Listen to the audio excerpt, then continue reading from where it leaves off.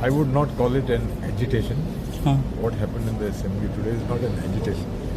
It is just some disgruntled elements who have been misguided, who have been chadowed and told you go to the assembly, nothing will happen to them.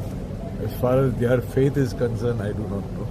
But I believe it will be the speaker who will take a call. And of course, he may seek the assistance of the government. So that the Home Department would ultimately decide. But I have to definitely tell you that during my tenure, I have never seen public coming into the house and behaving like that. Never. I have been an MLA from 1994. In between, yes, there was a gap of around 10 years. But never have I seen that. That is why I believe those boys have been misguided. They've come in and let's see what their faith is. And I hope this incident, this type of an incident, is not repeated in the house.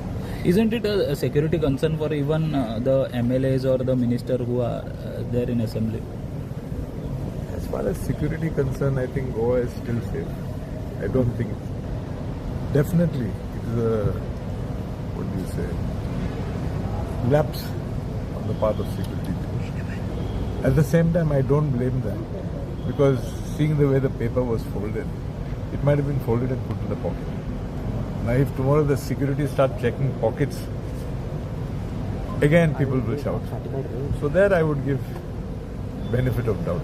But had it to be a placard or something like that, then it was a different issue. Thank you, sir.